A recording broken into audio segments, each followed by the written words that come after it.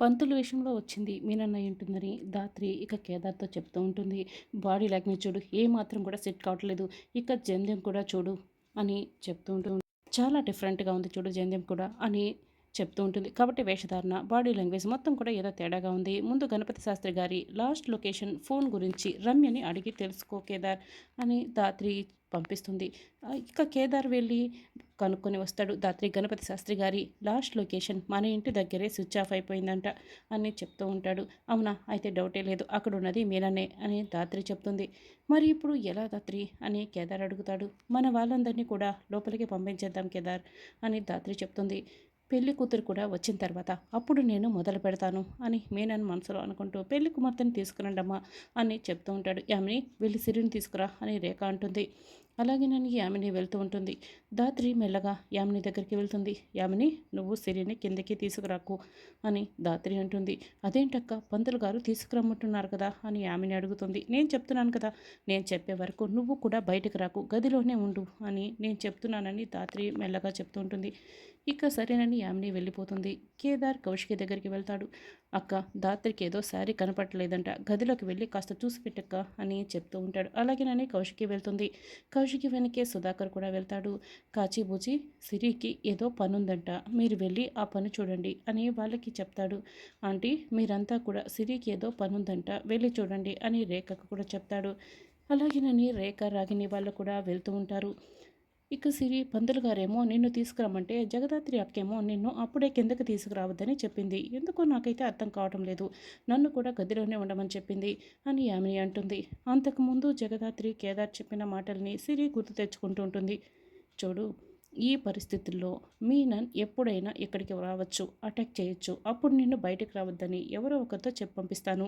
వాళ్ళతో సహా నువ్వు కూడా గదిలో ఉండు, కిటికీలు డోర్లు అన్నీ కూడా క్లోజ్ చేసుకో అని ధాత్రి చెప్పి ఉంటుంది. సరేలే, ఏదో పెళ్లి ముహూర్తానికి రమ్మని చెప్తారులే, అంతవరకు మనం గదిలోనే ఉందాం అని సిరియామ్ని ఇద్దరు కూడా గది లోపలికి వెళ్తారు. అక్క, నాన్న, మీరు 10 నిమిషాలు ఇక్కడే ఉండండి, బయటికి మాత్రం అస్సలు రాకండి అని కేదార్ ఇక విషయం చెప్పకుండా కౌశికి సుధాకర్ని గదిలో పెట్టి డోర్ క్లోజ్ చేసుకొని వెళ్ళిపోతాడు. అసలు ఏం జరుగుతుంది అని కౌశికి కంగారు పడుతూ ఉంటుంది. ఈ మీనాన్ని బయట చూపించాల్సిన అవసరం వచ్చేసింది అని మీనాన్ అనుకుంటూ అక్కడున్న పూల ప్లేట్లను విసిరి కొడుతూ ఉంటాడు. అయ్యో అబ్బుడా, ఇక్కడేం జరుగుతుంది అని వైజయంతి నిషి కంగారు పడుతూ ఉంటారు. ముందు మీరు గదిలోకి వెళ్ళిపోండి అని ధాత్రి అంటుంది. ఇక నిషి, యువరాజ్, వైజయంతి ముగ్గురు కూడా గదిలోకి వెళ్ళి డోర్ క్లోజ్ చేసేసుకుంటారు. బాబాయ్, ఆ సౌండ్లు వింటున్నారా, కిందేదో జరుగుతోంది అని కౌశికి ఇక కంగారు పడుతుంటుంది. మీననైతే వెంటనే పవన్ పీకపై కత్తి పెడతాడు. చూడు, కేసు వాపస్ తీసుకో, లేకపోతే ప్రాణాలు గాల్లో కలిసిపోతాయి అని మీనన్ ఇక ధాత్రిని బెదిరిస్తుంటాడు. చూడు మీనన్, పవన్ని ఏమీ చేయకు, గొడవ నీకు నాకు మాత్రమే కదా, మధ్యలో పవన్ ఏం చేశాడు అని ధాత్రి బతిమలాడుకుంటుంటుంది. జేడి, నువ్వు చాలా ఎక్కువ మాట్లాడావు, నీ వల్లే కదా ఇంతవరకు పరిస్థితి వచ్చింది. ఆ జేడీని చూసుకొని నువ్వు ఎంత రెచ్చిపోయి మాట్లాడావు, ఇప్పుడు బతిమలాడుతున్నావా?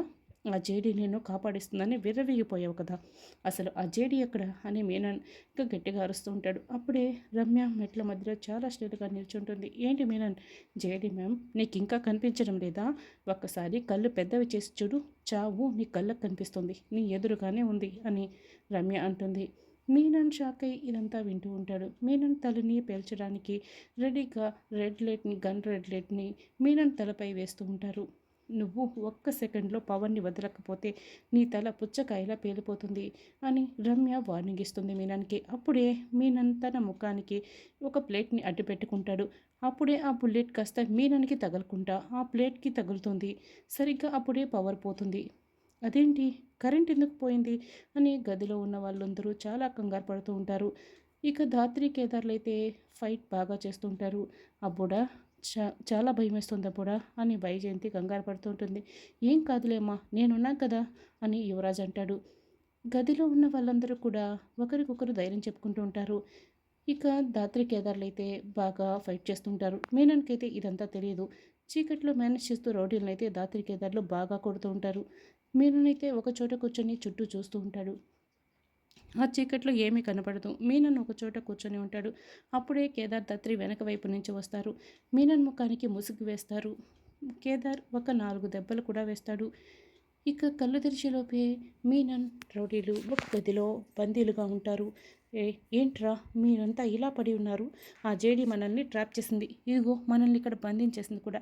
మనం వెంటనే ఈ గదిలో నుంచి బయటపడాలి. ముందు బయటకు వెళ్ళే మార్గం చూడండిరా అని గ్లాస్ డోర్లు ఉంటే వాటిని తెరవడానికి ట్రై చేస్తూ ఉంటారు. ఆ గ్లాస్ డోర్ని ఓపెన్ చేస్తారు.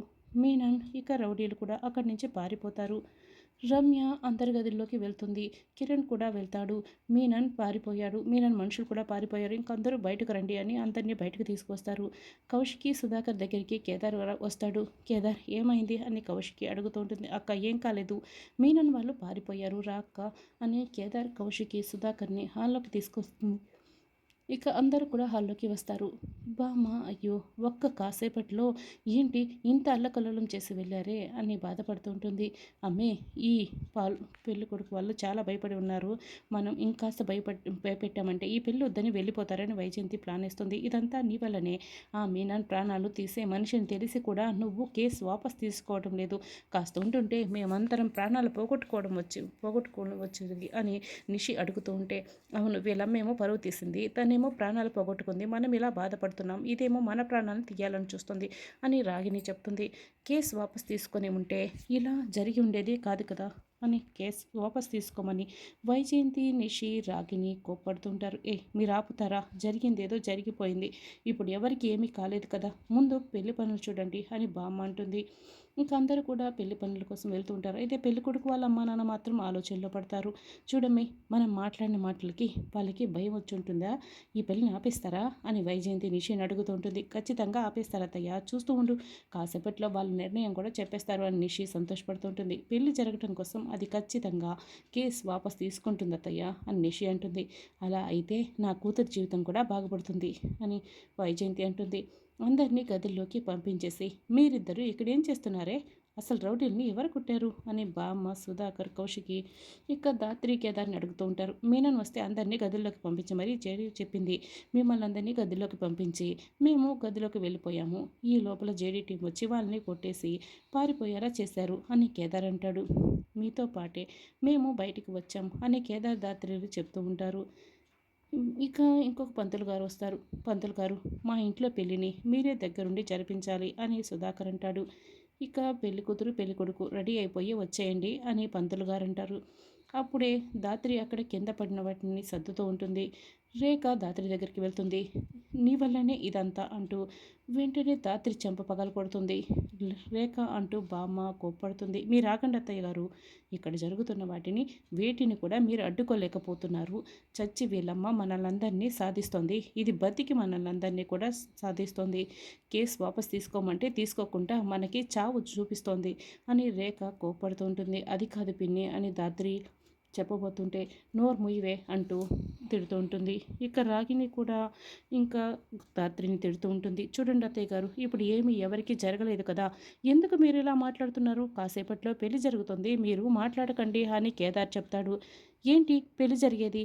పెళ్లికి వచ్చిన బంధువులందరూ కూడా ఎక్కడ పారిపోయారో మీరు చేసిన దానికి అని నిషి కోపడుతుంది. చూడండి రేఖ గారు, ఇప్పుడు ఎవరికి ఏమీ కాలేదు, ఇందులో దాత్రి తప్పేముంది చెప్పండి. తను కేసు వాపస్ తీసుకుంటే వాళ్ళ అమ్మకి న్యాయం జరిగేదెలా? కాబట్టి పెళ్ళిని జరగనివ్వండి, ఇలా మాట్లాడొద్దండి అని కౌశికి కూడా చెప్తుంది. అవునే, ఏమున్నా పెళ్లి తర్వాత మాట్లాడుకుందామే అని బామ్మ కూడా చెప్పడంతో రేఖ అయితే ఏక మౌనంగా ఉండిపోతుంది. పెళ్లి కూతురు వచ్చి పెళ్లిపేటలపై కూర్చొని ఉంటుంది.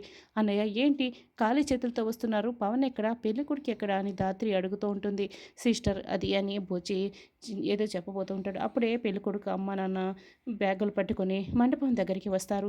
ఏంటండి బ్యాగులతో వచ్చారు, ఎక్కడికండి అని కేదార్ అడుగుతూ ఉంటాడు. ఏంటి బాబు, మా చావు చూసిన తర్వాత మమ్మల్ని ఇక్కడి నుంచి పంపిస్తారా అని ఆవిడ అడుగుతూ ఉంటుంది. అయ్యో అలా చెప్పకండి అని దాత్రి అంటుంది. కాస్త ఉంటే ఆ దుర్మార్గుడు నా కొడుకు ప్రాణాలు తీసుండేవాడు, మా టైం బాగుంది కాబట్టి మేము ప్రాణాలతో బయటపడ్డాము అని సుజాత అంటుంది. మేము అందరము ప్రాణాలతో ఉండాలంటే మాకు ఈ పెళ్ళి అవసరం లేదు, ఏదో మా వాడు ఇష్టపడ్డాడు కదా అని ఇంతవరకు వచ్చాం, మా వల్ల కాదు అని వాళ్ళు వెళ్ళిపోతుంటారు. ప్లీజ్ మీకు దండం పెట్టి వేడుకుంటున్నాను, వెళ్ళకండి, ఈ పెళ్ళి జరగనివ్వండి అని దాత్రి దండం పెట్టి మరీ బతిమలాడుతూ ఏడుస్తూ ఉంటుంది. రానున్న ఎపిసోడ్లో ఏం జరగబోతుందో తెలుసుకోవాలనుకుంటే మా ఛానల్ని సబ్స్క్రైబ్ చేసుకోండి.